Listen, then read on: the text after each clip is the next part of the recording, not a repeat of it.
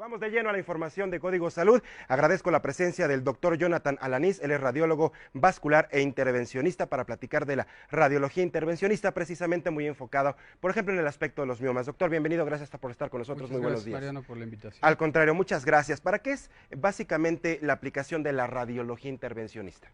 La radiología intervencionista es un campo muy amplio, es una especialidad relativamente nueva en México y tiene muchísimos tratamientos, y vamos enfocado mucho a la terapia de mínima invasión. Nosotros, por ejemplo, como radiólogos intervencionistas, ya no operamos, ya no abrimos al paciente, ya no hacemos incisiones grandes ni cirugías mayores.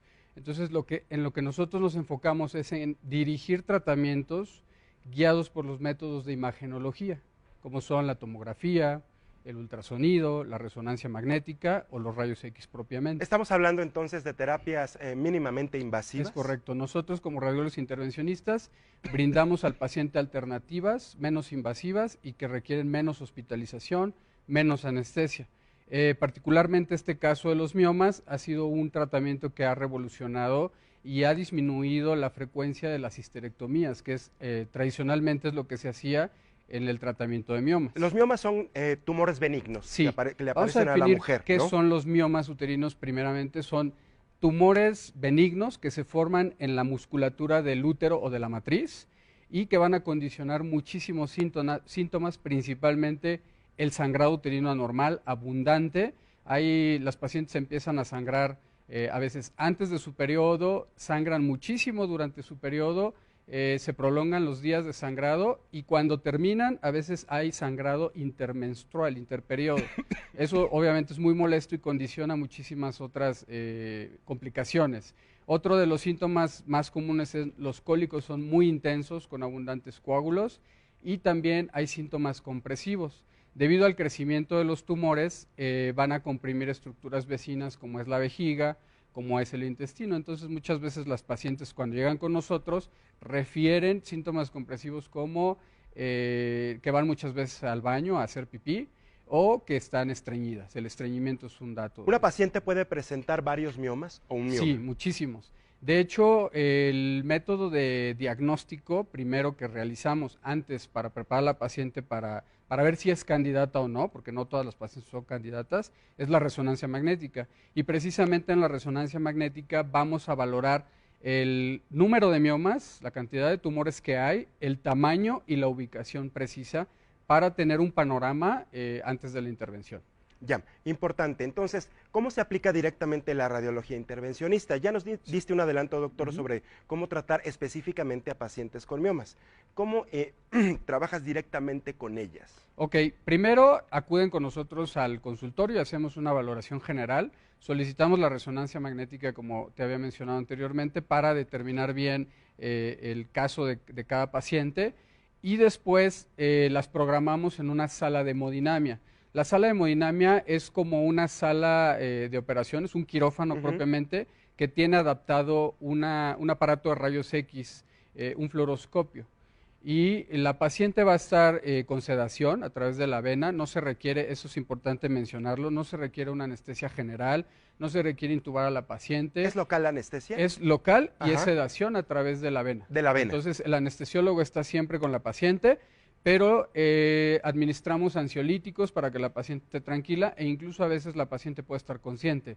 Una vez que tenemos a la paciente preparada, hacemos una pequeña incisión a nivel de la ingle. De la ingle. La incisión es de 1 milímetro aproximadamente y no requiere suturas. ¿Por qué la ingle?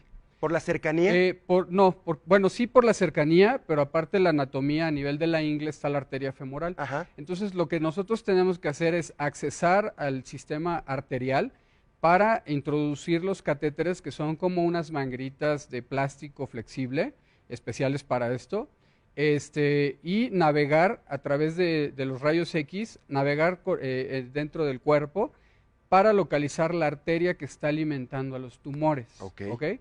Y una vez que entramos a la arteria que está alimentando a los tumores, inyectamos materiales embolizantes que van a formar un tapón en la arteria. Una vez que la arteria está tapada, los miomas van a morir, van a sufrir un infarto de un tejido primero y después una necrosis. Esto con el tiempo nos va a llevar a que disminuyan su tamaño y evidentemente el primer síntoma que vamos a obtener beneficio es la disminución de la cantidad en el sangrado de la paciente. De entrada, disminuyen las molestias. Exacto. ¿Cómo desaparecen esos miomas? ¿Cómo los expulsa la mujer? No se expulsan en la mayor parte de los casos. En la mayor parte de los casos se quedan dentro y lo que van a hacer es una involución en su tamaño. Ajá. Porque ¿Disminuye el tamaño entonces va a del mioma? disminuir su tamaño, a veces hasta en un 20%. A los 6 meses incluso se puede esperar un 50% en la reducción del volumen de los miomas. Pero el síntoma que se mejora casi inmediatamente, podemos hablar en el momento de la embolización, es el sangrado. Hemos tenido pacientes que incluso llegan con sangrado y después de la embolización o durante la embolización el sangrado empieza a disminuir. Empieza a disminuir. Porque también la embolización no solamente tiene o va enfocada al tratamiento de los miomas. Tenemos otras utilidades. El tratamiento de los embolizantes es muy universal, incluso en Europa hay foros especiales de pura embolización a nivel pulmonar, a nivel renal, a nivel hepático, para hepatocarcinoma, con partículas de quimioterapia cargadas con el medicamento, se inyectan directamente al tumor. Puede ser para verlo en otro tema, pero particularmente en el tema de la pelvis femenina puede usarse en trauma. Si hay alguna alteración o lesión en algún vaso, podemos entrar a través del sistema arterial y poner un tapón. También lo hemos utilizado en pacientes posterior a la cesárea que empiezan a sangrar mucho o que tienen la llamada enfermedad acretismo placentario. ¿Esa cuál es? Esa es cuando la placenta se adhiere por demás a la pared de la matriz por dentro y el ginecólogo en la cirugía no puede extraerla. Eso puede condicionar un sangrado abundante que incluso puede poner en riesgo la vida de la paciente. Entonces nosotros lo que hacemos es ponernos de acuerdo con el ginecólogo cuando está el diagnóstico. Sí. Nace el bebé y nosotros entramos a embolizar esa placenta y después el ginecólogo la retira. Y previo a todo esto, doctor, por ejemplo, en el caso de los miomas, específicamente hablando de esto también puede generar en algún momento o en todas las pacientes que lo presenten infertilidad. Los miomas sí pueden ser una causa de infertilidad. Sobre todo la localización de los miomas. Tenemos 3 ubicaciones principalmente en la matriz. Son los subserosos, que son como chipotitos en la superficie de la matriz. Tenemos otros que son intramurales, que son propiamente dentro de la musculatura del útero. Y los submucosos, que son los que van a estar en la cavidad endometrial, que es donde habitualmente se aloja el huevito para después de la fecundación. Entonces ahí lo que sucede con los miomas es que están ocupando un espacio y empiezan a pelear por el espacio con el huevo y vienen los abortos. Y ya vienen los abortos. Exacto. Ahora, platícanos un poquito más, doctor, sobre propiamente la radiología intervencionista, es decir, este avance tecnológico tan importante que ustedes, los radiólogos vasculares e intervencionistas, utilizan, ¿no? Es impresionante cómo los aparatos han logrado estas imágenes de alta resolución, imágenes tridimensionales, que ustedes pueden analizarlas y dar mejores interpretaciones. Claro. De hecho, la finalidad de la radiología intervencionista empezó a ser dirigida para evitar cirugías innecesarias. Cirugías que a veces ponían en riesgo al paciente, lo exponían a mayores pérdidas sanguíneas o con anestesias más agresivas.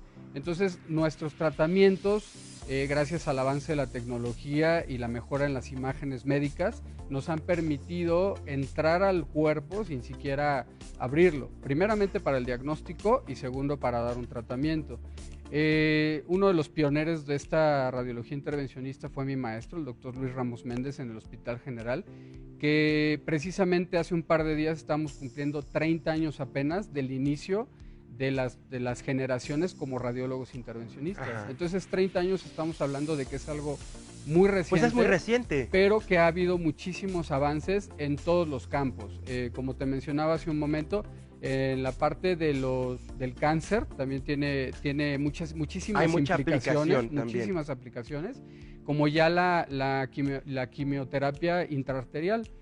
ya no se realiza una quimioterapia que afecta a todo el cuerpo y que les pega muchísimo más a los pacientes, y ya podemos dar quimioterapia dirigida dentro de los tumores incluso. Y es parte de la radiología intervencionista. Es parte de la radiología intervencionista. Otra de las aplicaciones son las biopsias para determinar el diagnóstico, drenajes de abscesos, por ejemplo, hepáticos, abdominales, que antes tenían que operar al paciente. Ahora con una pequeña incisión, que hago por ultrasonido, por la tomografía, podemos dar esos tratamientos. Hace rato comentaste algo bien interesante que quiero retomar contigo, doctor.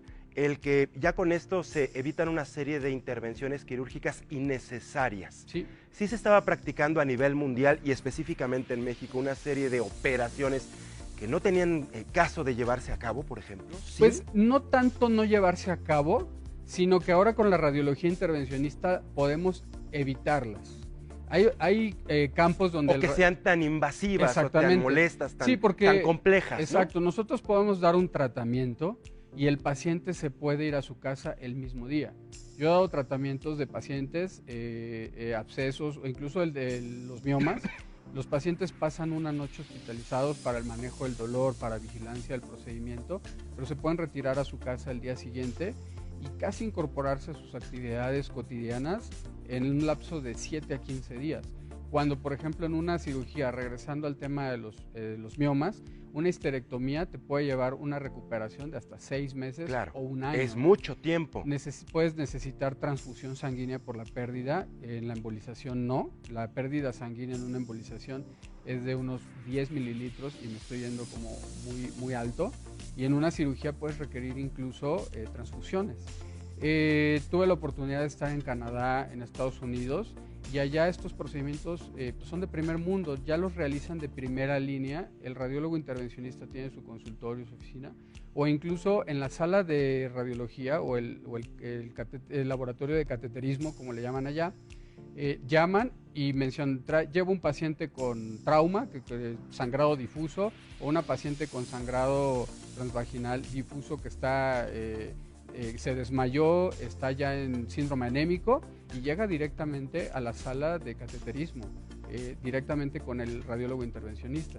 Entonces, poco a poco hemos venido ganando terreno en ese sentido. Los médicos especialistas con los que trabajamos, el neumólogo, el nefrólogo, el cirujano general, ya se apoya mucho con nosotros.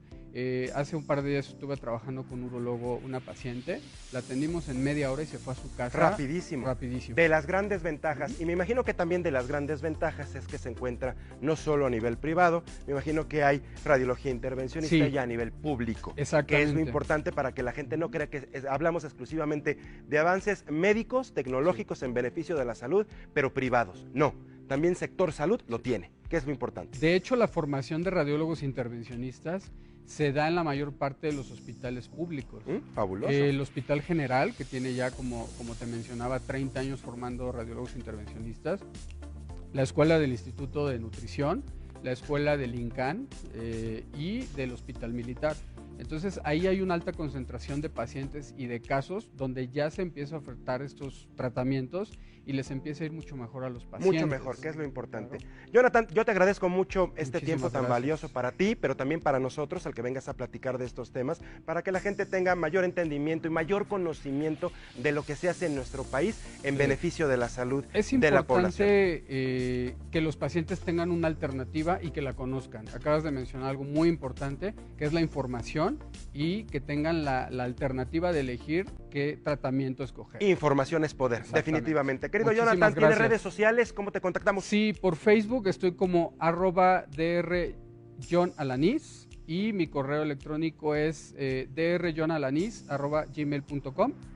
Estoy para servir. Fabuloso. Jonathan Alanis, muchísimas gracias por haber estado con nosotros. Por la invitación. Que tengas un excelente día aquí en Código Salud. Te comentaba hace rato que tuvimos la